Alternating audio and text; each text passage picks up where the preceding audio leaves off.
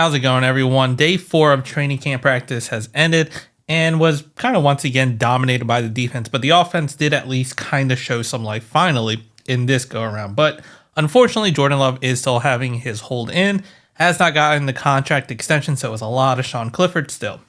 So to start off with this practice, we had 3 players actually come back from injury and actually participated in some capacity. And those were cornerback Corey Ballantyne, tackle Caleb Jones, and offensive lineman Donovan Jennings. They all came off the NFI or PUP lists respectively and were able to join the team. Now, they only did individual drills and didn't really actually do any team drills or practices yet. And with that, that means that leaves Keaton Oladapo and Tucker Kraft and Marshawn Lloyd still on the injury list. And they also had one more player join them, and that was Robert Rochelle, who had a calf injury, so he was on the injured list today, so he didn't practice in any capacity. Now, starting for the offense, you kind of had the standard lineup for the most part. There were some slight changes. So Sean Clifford's still the number 1 quarterback, got all the first team reps. Then at running back, you had Josh Jacobs and A.J. Dillon. Now, on the offensive line, Josh Myers wasn't at practice today. He did kind of come up at the end of practice on practice number 3.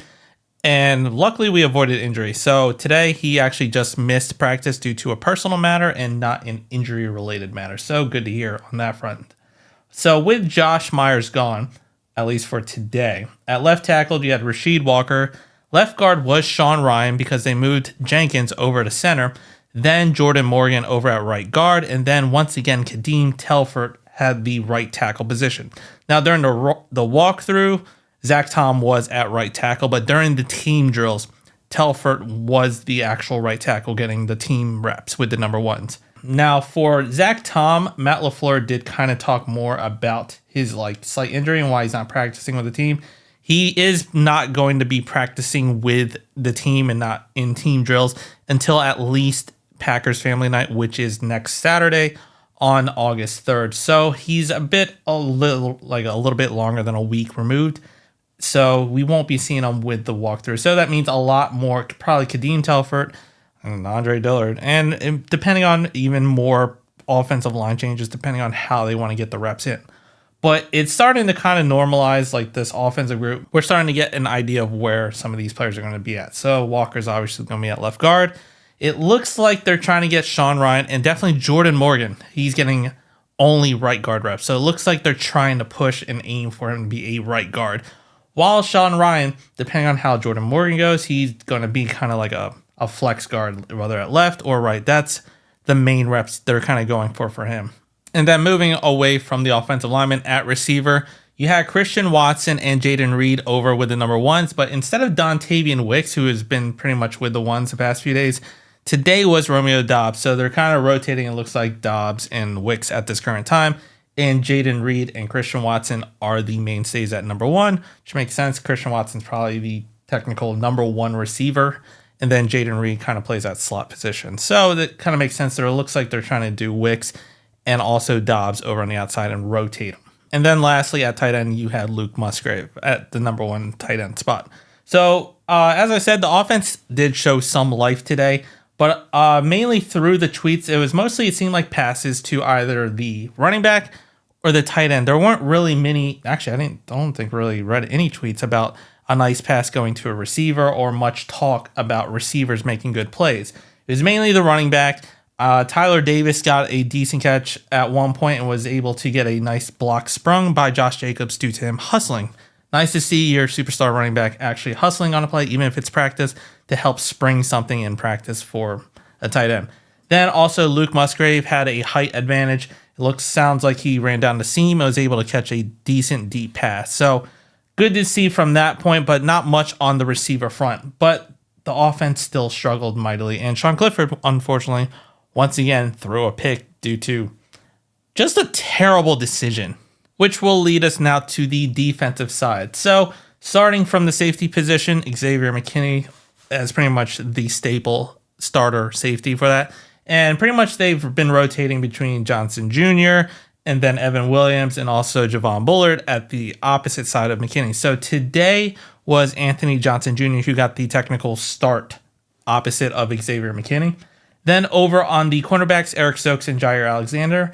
And then you also had Keyshawn Nixon. Now, notice during the walkthroughs on the individual drills, Corey Ballantyne, who came off the injury list and joined the team today, he was getting reps with Keyshawn Nixon and Kalen King at the slot cornerback position, who have different individual drills that they're going to go through. So he's currently with the slot corners.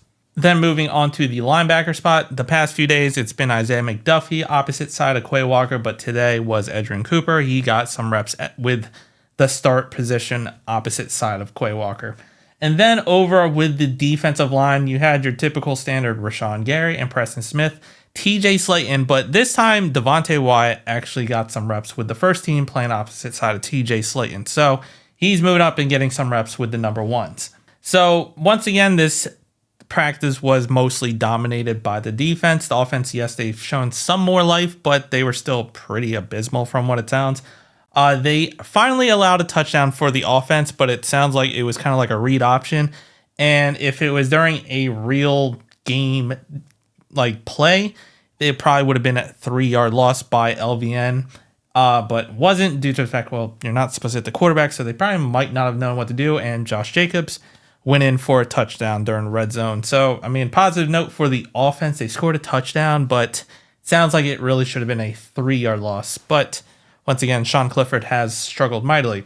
Adding on to his struggles, he did throw a pick again in this training camp practice to Xavier McKinney, which would have been a pick 6. It sounds like he was slightly rolling out, and then Kingsley Ignabari was going to sack him, but he tried to get rid of it. And, well, he threw a pick towards the flat, and Xavier McKinney was all over it and pretty much picked it off. And if it was a real game, would have taken it to the house. So bad decision on Sean Clifford's spot once again. Continuing to struggle and really need Jordan Love to actually come back. And also on the defensive line, tell me if you've heard this before, Rashawn Gary had another sack. Actually had 2 sacks from what I've read. He had back-to-back sacks in red zone periods, so pretty much he could have caused a safety. And he's just been terrorizing this offensive line. Both of them were against Kadeem Telford. So with Caleb Jones kind of coming back and Donovan Jennings, it's kind of interesting to see, well, considering how much Telford's kind of been struggling as well, maybe not as bad as Andre Dillard, but still not really much of an improvement, how much rotation they're going to try to get before Zach Tom comes back. Because once Zach Tom comes back, I'm sure it's a completely different story. But until he comes back, how much they're going to try to rotate maybe Donovan Jennings into the number ones or Caleb Jones, considering how much Andre Dillard and Telford's kind of struggled. Now, Telford did at least get a positive note in a previous practice where he was able to stop Rashawn Gary and pretty much, nullify him from the play. So he does have that for him, but overall, they've not been able to stop Rashawn Gary at all. Then lastly, moving on to the special team sides, once again, looking at the kickers, today was focused on Anders Carlson and Greg Joseph, with James Turner not getting any reps today since they typically rotate between those sets. So Greg Joseph went 6 for 6 today and is 11 for 12 so far in the camp. And Anders Carlson went 5 for 6. He finally missed 1 field goal, and it was actually his last one from 50 yards out. It hit the left upright and doinked out, but he was able to make the previous, in his first set, they were all 40-plus yard field goals from 40 to 47 yards, and he was able to make all 3. So Anders Carlson is still continuing to impress and do a lot better in this training camp. So for the year in training camp, Anders Carlson, 11 for 12. Greg Joseph, 11 for 12. Then you have James Turner, who's 8 for 12, and he's not really much competition. It's really down to Anders Carlson and Greg Joseph at this point. And I feel like at the rate it's currently going, Anders Carlson has definitely improved, and they're probably going to go that route. When he hit from 50 yards and just hit the left upright, apparently he had a lot of leg to where he could have made it from a lot longer distance. So he definitely has a strong leg, and it seems to fix a bit of his accuracy problems that hampered him in his rookie year. So hopefully this continues and he actually becomes a viable kicker for us. And that about wraps up today's practice. It was the 4th training camp practice for the Packers. Tomorrow they are able to put on pads, so it's going to be a little bit interesting, see how that practice goes.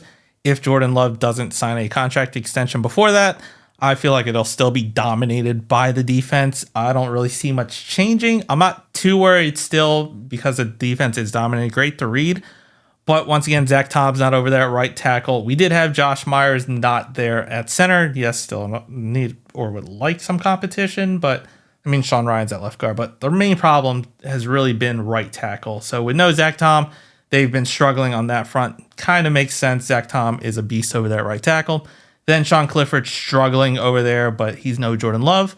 I'd worry a lot more if they were struggling and, Jordan Love was there, especially with this receiver crew. So right now, defense is kind of doing what they need to do. They're dominating and just destroying this offense, which it sucks to read. But once again, Jordan Love and Zach Tom aren't there. So it's kind of a grain of salt. And tomorrow, the pads come on. Hopefully, Jordan Love's there. Tua did just get signed. I don't know how much that's going to push it. It sounds like the contract extension for Jordan Love is pretty much done. They're just trying to figure out the entire structure of it. So it sounds like they're really close. Hopefully, those rumors and sources are true, because I feel like I've been saying this every video. We need Jordan Love out there so we can see what the heck's going on and get a real good feel of where this team's at offensively and defensively. But let me know what you think down in the comments. If you liked the video, hit the like button, subscribe to the channel, and as always, go Pack Go.